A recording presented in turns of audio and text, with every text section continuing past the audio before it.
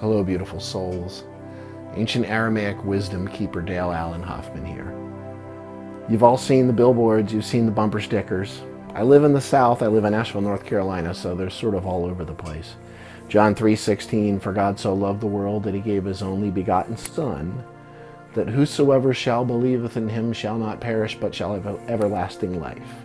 It's probably the most common version that we see the most, I would say.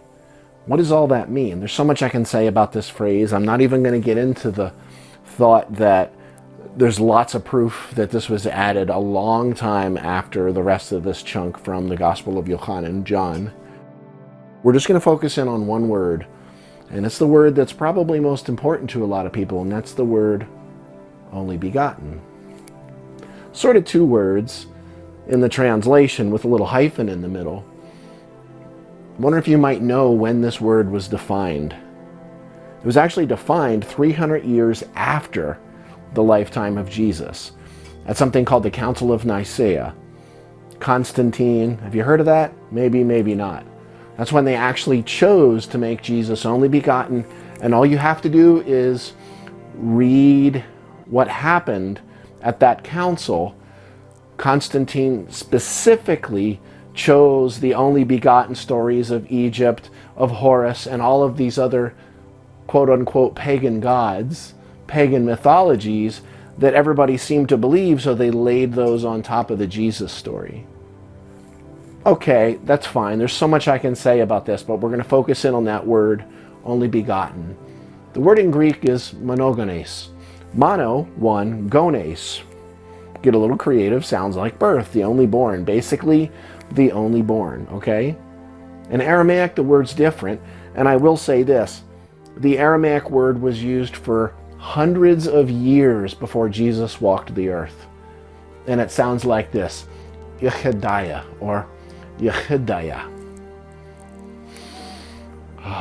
It was actually a poetic term. It was used in poetry for centuries before Jesus. It actually has three particular chunks to it. Ya or chad, aya.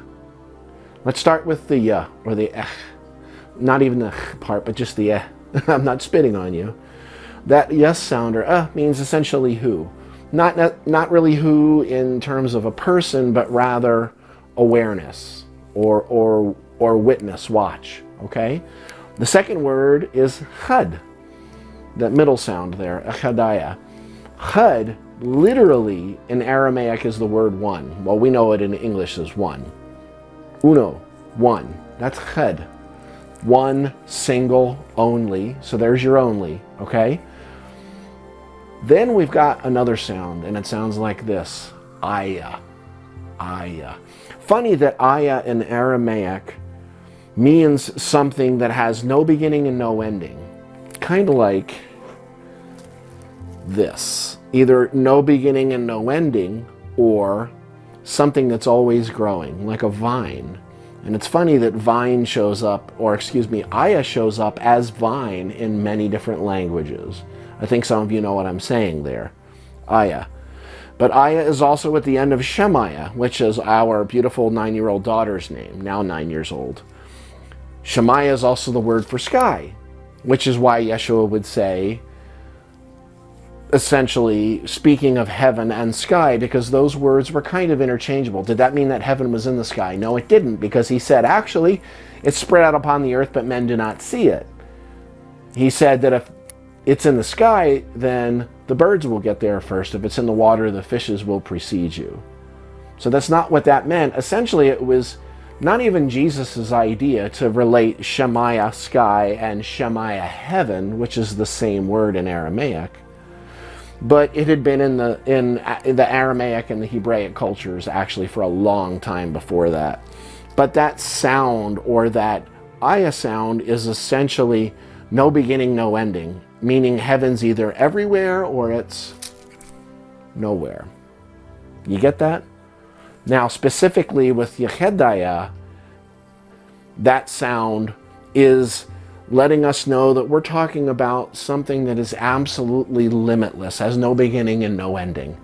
The sky, technically, from a scientific standpoint, we don't know if it has a beginning or an ending. We've never been to the end. But it sure as heck is probably the best thing, other than on an experiential level, of something that would be considered limitless. So we've got chud, we've got ya, and we've got aya. Chedaya, one who is limitless, one who has no bounds. There's no begotten in that. And that's the funny thing about it, because if there's a begotten, it just tells me in the 4th century they didn't understand the theology of it. And theology is, of course, a trap. It's a frame that constricts and literally, in many but not all cases, will choke away the direct experiential realization of what Yeshua was trying to get across. The theology is the finger pointing at the moon, okay? The moon itself, which is the consumption of that direct realization of conscious, vibrant experience, that's what he was trying to give us. He wasn't trying to give us things to write down and buy and sell, and we did a really good job with that. So let's look at Ahedaya on a little bit deeper of a level here. I always have my gadgets. This is it's called a laser grid pen. How many lights am I holding? I'm holding one. Neat. So, wait a second here. Let's turn the lights out. Wow. I thought I only had one light. But what it is there's a little prismatic refraction, a little lens on the end of this laser, and it spits it out in all kinds of directions. Kind of neat, huh? It almost looks like there's 9 billion people walking on the earth. But how many lights do we have? Actually, we have one. There's just one. But when it's birthed out in all of these different directions of what looks like manifestation, it looks like we've got 9 billion people. So let's look at this a little bit deeper. Let's just say that that's what only begotten meant. It meant that it was only Jesus. So that would be like picking one of these little dots and saying, that's the only begotten one, not the rest. Does that make sense to you? How many lights do we have? Really? We have one. There's only one. When you're pointing at one dot and telling me that's the miraculous one, you're telling me you do not understand. You don't have the slightest clue, bless your heart, I love you, of what he was saying. Well, how do I know? Because he said, you can do all that I have done and even greater things. That means that was a lie. It had to be a lie. Because if he's the only begotten, you can't be that. Then obviously, we're talking about really crappy translations here. Let's turn the light back on. So what's really the point of all this? It's that you are the only begotten. There's only one game in town. The idea that this bizarro, and we'll get into this in future videos, this like quasi anti-Christian evangelical ideas of, and not all evangelical, I don't want to make too much of a blanket statement there, but these ideas of somehow this anthropomorphized God, where God is this human being that chooses what's good and bad and swings elections and all this other kind of garbage, is just telling me, again, they don't understand what's going on here.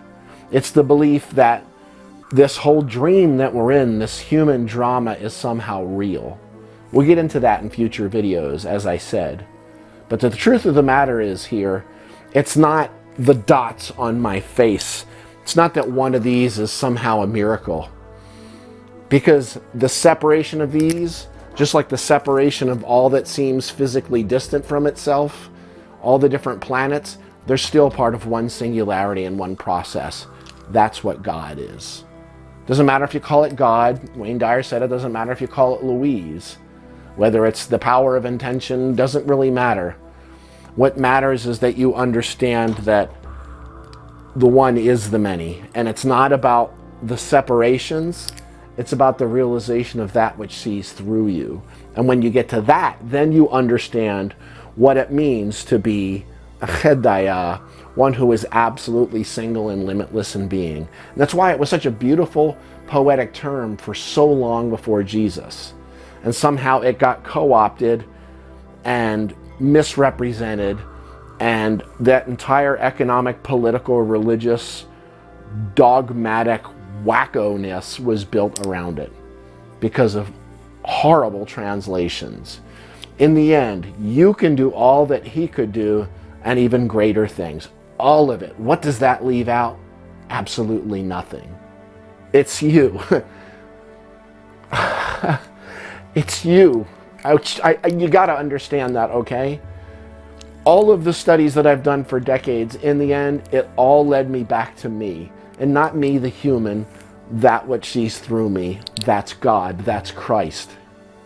It's in every single one of us. To be wise.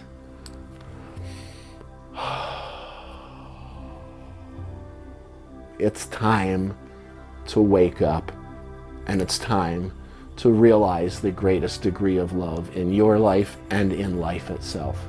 I love you so dearly, no matter where you are on this planet or somewhere out there in the galaxy. I love you. Namaste. Amen. And so it